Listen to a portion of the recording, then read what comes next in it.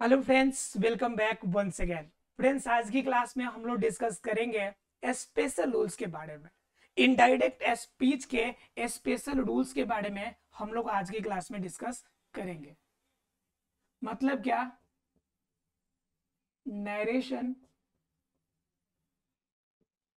इस नरेशन के special rule की बात करेंगे। नरेशन की स्पेशल रूल्स की बात करेंगे। अब जरा समझिए कि नरेशन का स्पेशल रूल्स होता क्या है। स्पेशल रूल्स का मतलब होता है वैसे रूल्स जो सामान्य नियमों से अलग हो। जैसे किसी भी व्यक्ति को स्पेशल कब मानते हैं? जब उनके अंदर औरों से अलग क्वालिटी हो। ठीक उसी प्रकार से नरेशन के रूल रेगुलेशन में जब औरों से अलग रूल जब किसी पे अप्लाई होता है तो उससे हम लोग क्या कहते हैं? उसे कहते हैं स्पेशल रूल्स। ठीक है, तो आज हमें जो जानना है उस स्पेशल रूल्स के अंदर इंट्रोगेटिव सेंटेंस को हम लोग को समझना है कि इंट्रोगेटिव सेंटेंस अगर दिया हो तो इंट्रोगेटिव सेंटेंस का नरेशन हम कैसे चेंज करेंगे। इंट्रोगेटिव सेंटेंस का नरेशन चेंज कैसे होगा? तो इंट्रोगेटिव के सेंटेंस के नरेशन चेंज करने की बात जरा हम कर लेते हैं। उनसे पहले एक बात हमने आपको बताई थी पिछले क्लास में भी, उसे आपको याद रहा होगा। नहीं याद है तो जरा समझ लीजिए एक एग्जांपल के थ्रू से। He said, I am your friend. ठीक है, अब देखिए यहाँ पे ही के बाद, ही साइड के बाद कोई वर्ड नहीं दिया हुआ है। तो जब इसके बाद नहीं दिया हुआ है तो आप ऑब्जेक्ट लगाना चाहे तो लगाइएगा। अगर ऑब्जेक्ट यहाँ पे नहीं ले, जैसे योर फ्रेंड है तो यहाँ पे योर है, इसके वजह से ऑब्जेक्ट लगा सकते हैं। लेकिन अगर ऑब्जेक्ट नहीं दिया हो और ऑब्जेक्ट लगाना भी नहीं हो तो उस कंडीशन में ये जो साइड दिया है साइड ही रह जाएगा, चेंज नहीं होगा। ठीक है, ये साइड कब टोल्ड में चेंज होगा? जब उसके बाद ऑब्जेक्ट दिया होगा तभी चेंज होगा। ये बात पिछले क्लास में आपको मैंने बता दिया था। चलिए जरा सा इंट्रोगेटिव में देखिए कि इंट्रोगेटिव सेंटेंस का कैसे बनेगा। इंट्रोगेटिव सेंटेंस को बनाने से पहले, इसके नियम जानने से पहले एक सेंटेंस को जरा देखते हैं। इसमें सेंटेंस दो प्रकार के देखने के मिलता है। एक तो मान लीजिए कि teacher said to us, you are a good boy, you are a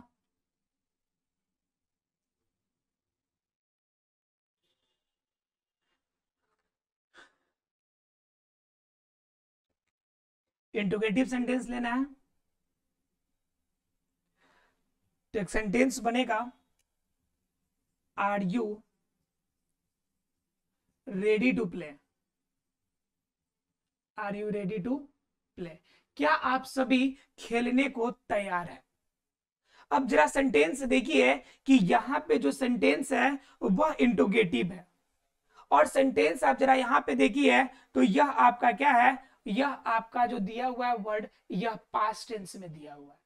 तो बताइए जरा कि इस सेंटेंस को हम बनाएंगे कैसे।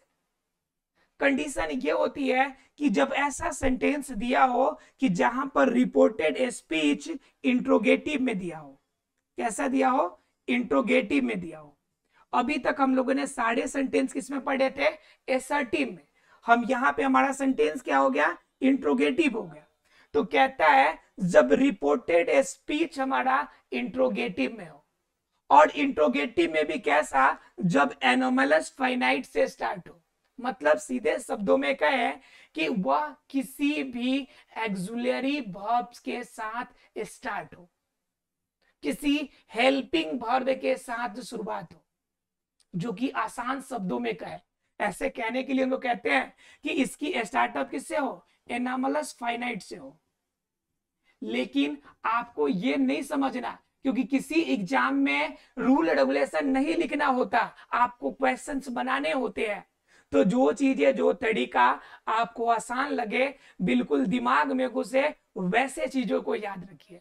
तो ये बड़े चीजों को छोड़िए, इसकी कोई जरूरत नहीं है। आपको याद रखना ये चीजें है कि अगर किसी हेल्पिंग वर्ब के साथ, किसी सहायक क्रिया के साथ अगर रिपोर्टेड स्पीच स्टार्ट हो तो उस कंडीशन में आपका नियम क्या लगना चाहिए। तो जरा हम नियम देखते हैं, एक टर्म एंड कंडीशन देखते हैं कि कब यह नियम लगेगा। कहता है कि जब सेंटेंस जो होगा हमारा वह पास्ट में हो, ठीक है, पास्ट टेंस में हो सकता है कि प्रेजेंट या फ्यूचर वाला भी हो, लेकिन हम बात कर रहे हैं अगर पास्ट टेंस में हो तो यह आपका कौन पास्ट टेंस में हो, तो रिपोर्टिंग वर्ब। पास्ट टेंस में कौन हो, रिपोर्टिंग वर्ब, ठीक है।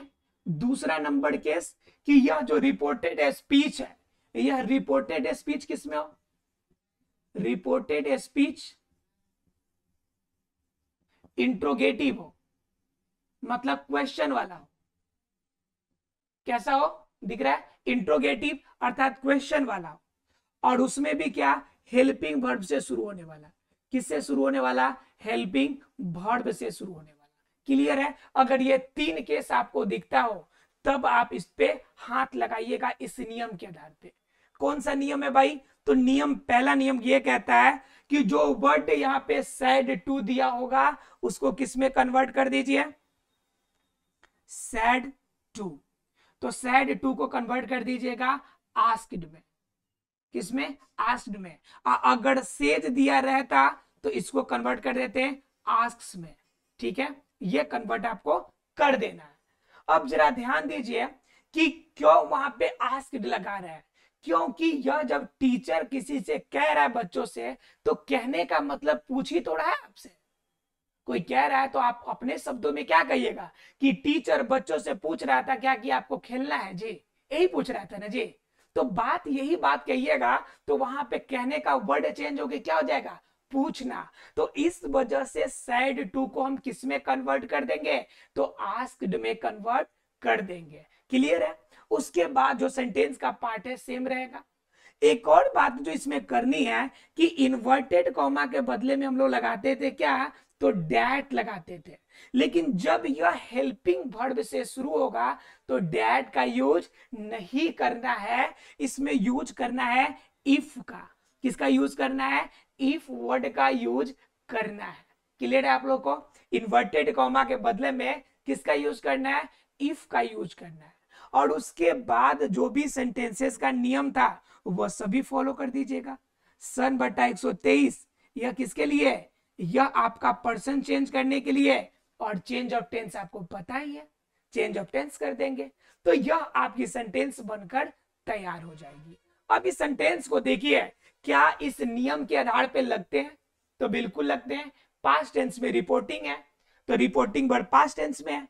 उसके बाद क्या, रिपोर्टेड स्पीच इंट्रोगेटिव है, और इंट्रोगेटिव में भी ये हेल्पिंग वर्ब से स्टार्ट हो रहा है, आर से स्टार्ट हो रहा है। तो जरा सा इस नियम पे इसे बनाकर चेक करते हैं।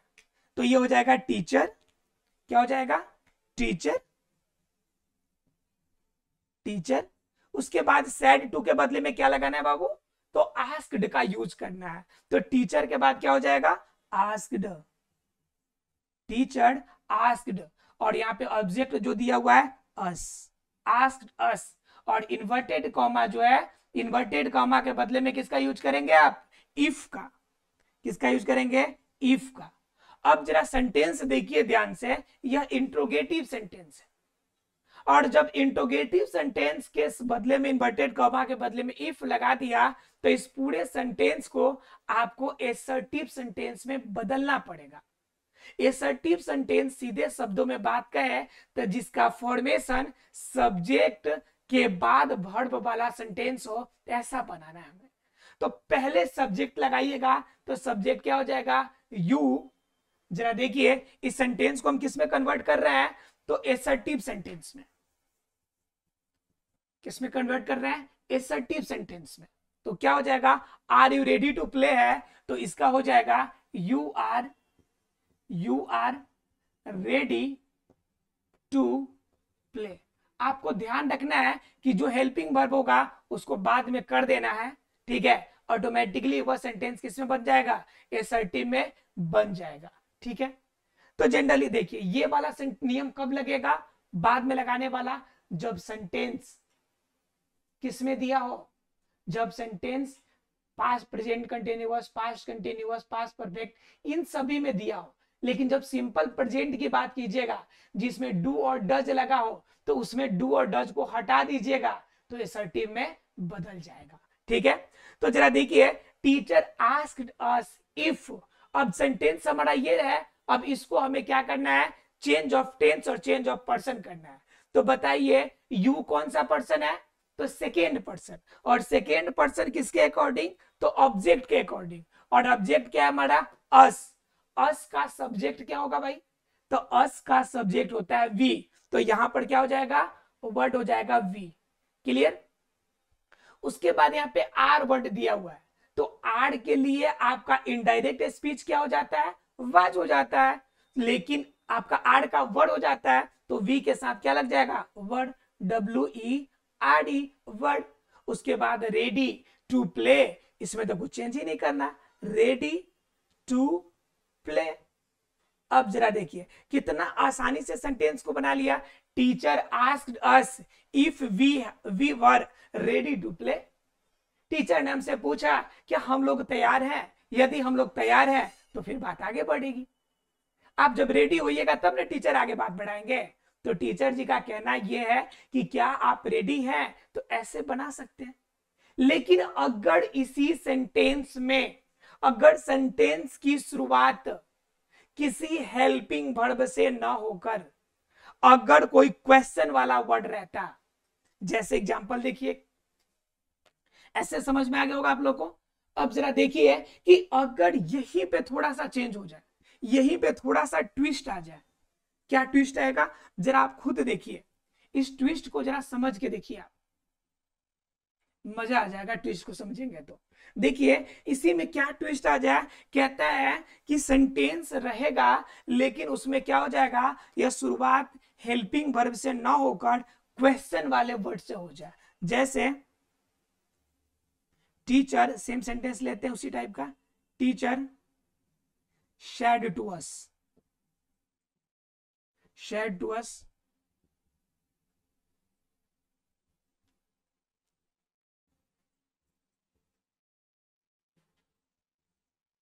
who were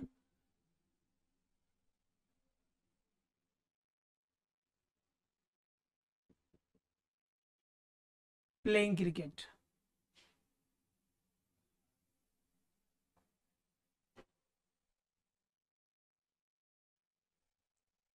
who were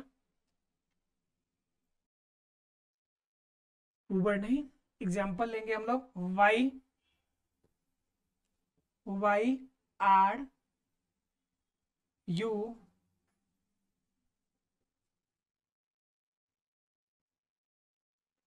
making noise. बच्चे क्लास में हल्ला करते हैं ना, ये पूछ रहे भाई कि तुम लोगों से हल्ला क्यों कर रहे हो तुम लोग। ठीक है, teacher said to us why are you making noise, making on noise ज्यादा अच्छा रहेगा, मेकिंग ऑन नॉइज। ठीक है, अब कह रहा है कि टीचर पूछ रहे हैं कि तुम लोग हल्ला क्यों कर रहे हो। यहां पे सेंटेंस वर्ड देखिए ध्यान से कि वाई दिया हुआ है, ये हेल्पिंग वर्ब से स्टार्ट नहीं है। तो जब हेल्पिंग वर्ब से स्टार्ट नहीं होगा तो उस कंडीशन में इफ के बदले में जो क्वेश्चन वाला वर्ड दिया रहेगा, इसी क्वेश्चन वर्ड का यूज इन्वर्टेड कॉमा के बदले में कर देना है, और कुछ चेंज नहीं करना है। सिर्फ क्या करना है, इस इन्वर्टेड कॉमा के बदले में उसी क्वेश्चन वाले वर्ड को शामिल कर देना है। क्लियर है आप लोग को। अब जरा देखिए सेंटेंस कैसे बनाएंगे। टीचर है तो टीचर सेड टू है, तो सेड टू के बदले में क्या कर लीजिएगा, आस्क्ड। अस दिया हुआ है तो अस, और इन्वर्टेड कॉमा के बदले में क्या कह रहा है कि जो वर्ड दिया है क्वेश्चन वाला उसी को रख दीजिए आप, वाई। अब यहां पर देखिए जो सेंटेंस बच गया इसको फिर एसर्टिव में बदलेंगे, तो फिर क्या कर लीजिएगा, आर यू मेकिंग नॉइज है तो क्या हो जाएगा, you are making a noise, you are making a noise, ये सेंटेंस बन जाएगा। तो इसमें यू सेकेंड पर्सन किसके हिसाब से, ऑब्जेक्ट के हिसाब से, तो हो जाएगा वी। और यहाँ पे आर दिया हुआ है तो आर के बदले में हो जाएगा वर्ड, ठीक है। और making a noise other word है तो मेकिंग अ नॉइज सेम रह जाएगा, मेकिंग अ नॉइज। क्लियर है कि नहीं क्लियर है? मतलब आसानी से आप इन सेंटेंसेस को बना सकते हैं। तो आशा है फ्रेंड्स इंटरोगेटिव के स्पेशल रूल्स आपको समझ में आ गए होंगे। फिर भी अगर कोई डाउट रहा होगा, देखिए मैं ज्यादा एग्जांपल्स नहीं ले पाया, मैंने एक एक दो दो एग्जांपल ही लिया। दरअसल क्या है कि जब ज्यादा एग्जांपल लेता हूं तो थोड़ा सा बड़ा हो जाता है वीडियो, और क्या हो जाता है कि स्टूडेंट क्या करते हैं कि 5 मिनट 2 मिनट देखते हैं, अब मालूम चलता है उतने लॉन्ग वीडियोस को नहीं देख पाते हैं। तो इसके वजह से थोड़ा सा शॉर्ट करना पड़ता है ताकि आपको पूरा फायदा मिल सके, ठीक है। आशा फ्रेंड्स मैंने पूरी कोशिश की कि आपको समझ में आना चाहिए, और कोई भी मैंने ऐसा नियम नहीं लिखा जो आपका बुकिश हो या बुक के नियम के आधार पे आपको याद करना पड़े, रटना पड़े। सब कुछ ऐसा चीजें हैं जो समझेंगे तो बिना रटे भी आपको याद रहेगा। मिलते हैं अगले क्लास में अगले वीडियो के साथ में, तब तक के लिए thank you very much friends.